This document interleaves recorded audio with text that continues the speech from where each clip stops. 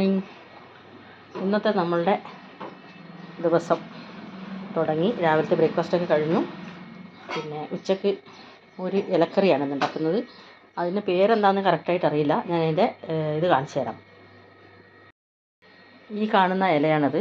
ഇതിൻ്റെ ഇല ഇത് അടുത്ത വീട്ടിലുണ്ടായതാണ്, അവർ തന്നതാണ് ഞങ്ങൾക്ക്.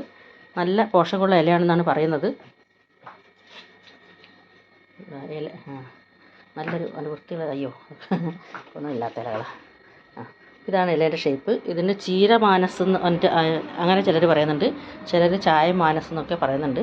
എന്താണ് കറക്റ്റായുള്ള പേരെന്ന് അറിയില്ല. എന്തായാലും ഷുഗറിനൊക്കെ വളരെ നല്ല ഇലയാണെന്നാണ് പറഞ്ഞു കേട്ടിട്ടുള്ളത്. അപ്പോൾ എന്തായാലും ദോഷം ഉണ്ടാവില്ല എന്ന് വിചാരിക്കുന്നു. ഞങ്ങളിത് പല പ്രാവശ്യം ഉപ്പേരി വെച്ചിട്ടുണ്ട്, എന്ന് വെച്ചാൽ തോരൻ വെച്ചിട്ടുണ്ട്. പക്ഷേ നല്ല ഈ മുരിങ്ങേൻ്റെ ഇല പോലെയാണ്, കുറച്ച് വേവുള്ള, സാധാരണ ഇലകളെ പോലെ വെന്തങ്ങ് അടിഞ്ഞു പോകുന്ന ഇലയല്ല അത്. മുരിങ്ങേൻ്റെ ഇല പോലെ കുറച്ച് കട്ടിയുള്ള ഇലയാണ്, കുറച്ച് നേരത്തെ വേവുണ്ട്. നല്ല ടേസ്റ്റുള്ള ഒരു ഇലയാണ്. അരിയും വെളുത്തുള്ളിയും ഒക്കെ വറുത്തിട്ട് കഴിഞ്ഞാൽ നല്ല ടേസ്റ്റുള്ള ഒരു ഇലയാണ്. അപ്പോൾ ഞങ്ങൾ തൊട്ടടുത്ത വീട്ടിൽ ഇഷ്ടംപോലെ കാട് പോലെ ഉണ്ടായിട്ടുണ്ട്. അപ്പോൾ അവർ ഇന്ന് പറിച്ച് തന്നാണ് ഈ ഇല. അപ്പോൾ ഇത് ക്ലീൻ ചെയ്ത് മുറിച്ചിട്ട് ഇതിൻ്റെ തോരനാണ് ഇന്നത്തെ നമ്മുടെ ഉച്ചക്കത്തെ ഒരു വിഭവം. അപ്പോൾ അത് ഉണ്ടാക്കുന്ന വിധം എല്ലാവരെയും കാണിക്കാം. നമ്മളുടെ ഈ ചീര മുറിച്ചിട്ടുണ്ട്. നല്ല ചെറിയതായിട്ട് നല്ല പൊടിയായിട്ട് അരിഞ്ഞിട്ടുണ്ട്. കുറച്ചും കൂടി വലുതായിട്ട് മുറിച്ചാൽ അത്ര ഒരു സുഖം ഉണ്ടാവില്ല ഉപ്പേരിയൊക്കെ. ഇത് നല്ല പൊടിയായിട്ട് ഇങ്ങനെ മുറിച്ചിട്ടുണ്ട്. ഇതിനകത്തേക്ക് ഉപ്പ് മാത്രം ചേർത്തിട്ട് നമ്മൾ അടുപ്പത്ത് വെക്കുകയാണ്. വെള്ളമൊന്നും ആക്കേണ്ട ആവശ്യമില്ലല്ലോ.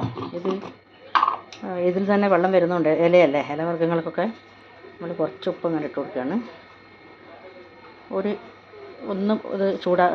ഒരു തീ നല്ലോണം കത്തിക്കുമ്പോൾ തന്നെ അത് അമർന്നു പോകുമല്ലോ. അപ്പം ഇതാണ് ചീര. അടുപ്പത്ത് വെച്ചിട്ടുണ്ട്, തീ കത്തിച്ചു, അടുപ്പത്ത് വെച്ചിട്ടുണ്ട്. അപ്പോൾ ഇനി അത് മൂടി വെക്കാം. എന്നിട്ട് കുറച്ച് നേരം അത് ആവട്ടെ. അവിടെ നിന്ന്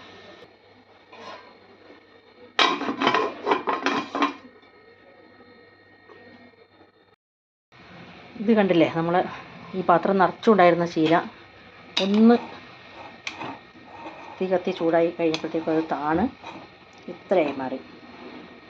കുറച്ച് ഞാൻ പറഞ്ഞില്ല, ഈ ചീരക്ക് കുറച്ചൊരു വേവുണ്ട്.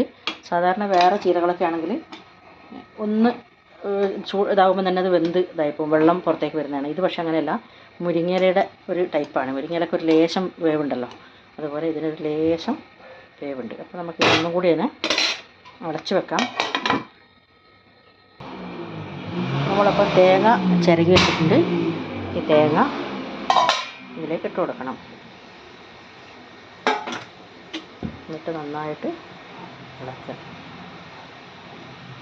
ഇനി ഇതിനെ കുറച്ച് നേരം തുറന്ന് വെച്ചിട്ട് അതിൻ്റെ വെള്ളാംശങ്ങളൊക്കെ ഉണ്ടാക്കുക, അതൊക്കെ വറ്റിപ്പോയി നല്ല ഡ്രൈ ആവാൻ വേണ്ടി കുറച്ച് സമയം നല്ലോണം തീ കയറ്റി വെച്ചിട്ട് നമ്മൾ ആ വെള്ളം മുഴുവൻ വറ്റുന്നവരെ ഇതിങ്ങനെ തുറന്ന് വെക്കണം. അപ്പോൾ നമ്മളുടെ ചീര റെഡി ആയിട്ടുണ്ട്. ഇങ്ങനെ അതിന് വെള്ളമൊക്കെ വറ്റിയിട്ട് നല്ല പൊടിയായിട്ട്, ആ മുറിച്ചതിൻ്റെ ഗുണമുണ്ട്. ചെറുതായിട്ട് മുറിക്കുകയും പാകത്തിന് വെള്ളമൊക്കെ വറ്റി വരുമ്പോൾ അത് നല്ല പൊടിയായിട്ട് ഇങ്ങനെ ചീര ഉണ്ടാവും. ഇത്ര ആക്കി കഴിഞ്ഞതിന് ശേഷം ഇനി അതിൽ വറവിട്ടാൽ മതി. തീ ഓഫ് ചെയ്യാം. നമുക്കിതിൽ വറവിടാം. അപ്പോൾ നമ്മളുടെ ചീരപ്പേരി റെഡി ആയിട്ടുണ്ട്. നല്ല പൊടിയായിട്ട് ആയിട്ടുണ്ട്. ഇനി അതിലേക്ക് വറവിടാണ്. വെളിച്ചെണ്ണ, അവിടെ ചായയും തിളക്കുന്നുണ്ട് അപ്പുറത്തെ പാത്രത്തിൽ. കുറച്ച് നന്നായിട്ട് വറവിട്ടാൽ അത്രയും ടേസ്റ്റ് ഉണ്ടാവും. അപ്പോൾ നമ്മൾ ഈ ചീര, കാമ്പ്, കൂമ്പ് ഇങ്ങനെയുള്ള സാധനങ്ങൾക്കൊക്കെ വെളുത്തുള്ളിയും അരിയാണ് വറവിടുക, കടുവല്ല. സാധാരണ ബാക്കി എല്ലാ സാധനങ്ങൾക്കും നമ്മൾ ഇത് അരി കേട്ടോ, ഇത് അരിയാണ്. ഇത് വെളുത്തുള്ളി ചതച്ച് വെച്ചാണ്. ഒരു ലേശം മുളക് പൊടിയും കൂടി ഇടും. ഞാനത് പച്ചമുളക് ചേർക്കാത്തത് കൊണ്ട് അതും കൂടി ഇടും. അപ്പോൾ ഈ അരി ആദ്യം ഉള്ളത് അരിയാണ്. എണ്ണ ചൂടായി കഴിഞ്ഞാൽ അതിനകത്തേക്ക് ഇങ്ങനെ അരി ഇടുക. അപ്പോൾ ഈ അരി ഇങ്ങനെ വെട്ടും. അത് കാണാൻ നല്ല ഭംഗിയാണ്. ഇങ്ങനെ കണ്ടോ, ഇങ്ങനെ പൊരിഞ്ഞ് വരുന്നുണ്ട് അരി. അപ്പോൾ അരി അങ്ങനെ പൊരിഞ്ഞ് വരും. പിന്നെ ഈ ചീരകൾക്കും കാമ്പ്, കൂമ്പുകൾ സാധനങ്ങൾക്കൊക്കെ നമ്മൾ പറഞ്ഞില്ല, അരിയാണ് വറവിടുക എന്നുള്ളത്. അതും ആ വെളുത്തുള്ളിയും കൂടി ഇടുമ്പം അതിനൊരു പ്രത്യേക മണമാണ്. ചില ആളുകൾ മാത്രം ഞാൻ കണ്ടിട്ടുണ്ട് അത് അവർ കടു വറവിടുന്നത്. കടു പക്ഷേ എന്തുകൊണ്ടാണ് നമ്മൾ കടു എല്ലാ കറികൾക്കും വറവിടുന്നതെന്ന് ചോദിച്ചാൽ അറിയില്ല. കടു അങ്ങനെ പൊട്ടുന്നൊരു സാധനമായതുകൊണ്ടായിരിക്കും. ചിലപ്പം ജീരകമുണ്ട്, ഉലുവയുണ്ട്, വേറെ എന്തൊക്കെ ധാന്യങ്ങളുണ്ട്. പക്ഷെ നമ്മൾ എന്തുകൊണ്ടോ എല്ലാ ഇതിലും വറവിടുന്നത് കടുവാണ്. കടുവിന് അങ്ങനെ പ്രത്യേക ടേസ്റ്റൊക്കെ ഉണ്ടായിട്ടാണോ, കടുവിൻ്റെ ടേസ്റ്റ് എന്ന് പറഞ്ഞാൽ സത്യം പറഞ്ഞാൽ അങ്ങനെ ഒരു നല്ല ടേസ്റ്റ് അല്ല. പക്ഷേ അങ്ങനെ കടുവാണ് നമ്മളെല്ലാവരും വറവിടുന്നത്. എന്തുകൊണ്ടെന്നുള്ളൊരു ചോദ്യമില്ല, അങ്ങനെയാണത്.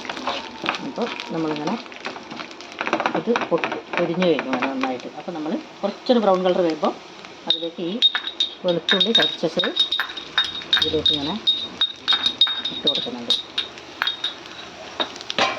എന്നിട്ട് അതും ഒന്ന് ബ്രൗൺ കളറായി വരണം. ഈ സമയത്ത് നല്ലൊരു മണം വരും, നമുക്കും വരും, അടുത്ത വീട്ടുകാർക്കും കിട്ടും. നല്ല മണം എന്ന് പറഞ്ഞാൽ ഈ വെളുത്തുള്ളി വെളിച്ചെണ്ണയിൽ കിടന്നിട്ട് ഒരു മൊഴിയുന്നൊരു മണമുണ്ട്. അതൊരു നല്ല സുഖമാണ്. ചിലപ്പോൾ നമ്മൾ അടുത്ത വീട്ടിൽ അവരൊക്കെ എന്തെങ്കിലും നല്ല കറികളൊക്കെ ഉണ്ടാക്കുകയാണെങ്കിൽ നമുക്ക് നല്ല മണം കിട്ടില്ലേ. അവർക്കത്ര കിട്ടുന്നുണ്ടാവില്ല, പക്ഷെ നമുക്കാണ് നല്ല മണം കിട്ടുക. അപ്പോൾ നമ്മൾ ഈ മുളക് പൊടി എടുത്ത് നമ്മൾ റെഡിയായി നിൽക്കുന്നുണ്ട്. ലേശം മതി കേട്ടോ മുളക് പൊടി, ഒരുപാട് വേണ്ട. അല്ലെങ്കിൽ ഉണക്കമുളക് ആയിട്ട് വറവിട്ടാലും മതി. പക്ഷെ നമ്മളിപ്പം മുളക് പൊടിയാണ് ഇടുന്നത്. ഇതിനു മുമ്പേ ചീര വെക്കുമ്പോൾ അതിൻ്റെ കൂടെ തന്നെ പച്ചമുളക് ചെറുതായിട്ട് അരിഞ്ഞ് ചേർത്തിട്ടുണ്ടെങ്കിൽ അങ്ങനെ ആയാലും മതി. അപ്പോൾ നമ്മളിത് ബ്രൗൺ കളറായിട്ടുണ്ട്. വല്ലാണ്ട് ഇങ്ങോട്ട് കരിയാൻ നിൽക്കേണ്ട ആവശ്യമില്ല. സഹിക്കാൻ പറ്റാത്തത്ര ടേസ്റ്റുള്ള മണം വരുന്നുണ്ട്. അപ്പോൾ ഇത്രയും ആക്കിയതിന് ശേഷം നമ്മളിത് ലേശം മുളക് പൊടി ഇടുമ്പോൾ നമ്മൾ എന്ത് ചെയ്യുന്നത് വെച്ചാൽ സ്റ്റവ് ഓഫ് ചെയ്യും. അല്ലെങ്കിൽ ചുമച്ചിട്ട് ഈ ഏരിയയിൽ ആക്കി നിൽക്കാൻ പറ്റില്ല. അതുകൊണ്ട് നമ്മൾ ഇതിങ്ങനെ ഇളക്കും. ഉടനെ തന്നെ ഇത്രേ വേണ്ടു. മുളക് പൊടി ആയതുകൊണ്ട് ഒന്ന് താവ വേണ്ടു. നമ്മളിങ്ങോട്ട് കൊണ്ടുവന്നിട്ട് ഇതിലേക്ക് എന്നിട്ട് ഇതിങ്ങനെ കോരിയിട്ട് ഈ പാത്രം ഇങ്ങനെ തുടച്ചെടുക്കും. അതൊന്നും സാധാരണ കുക്കറിട്ടൊന്നും ആരും കാണിക്കില്ല കേട്ടോ. അങ്ങനെ അങ്ങോട്ട് ഇട്ടിട്ട് ഇങ്ങോട്ട് തുടച്ചെടുക്കുന്നത് നമ്മൾ കാണിക്കില്ല. ഇവിടെ നമ്മൾ വീട്ടിലായതുകൊണ്ട് കാണിക്കുന്നുണ്ട്. എന്നിട്ട് ഇത് നന്നായിട്ട് ഇളക്കുക, അങ്ങനെ നന്നായിട്ട് ഇളക്കി യോജിപ്പിക്കുക.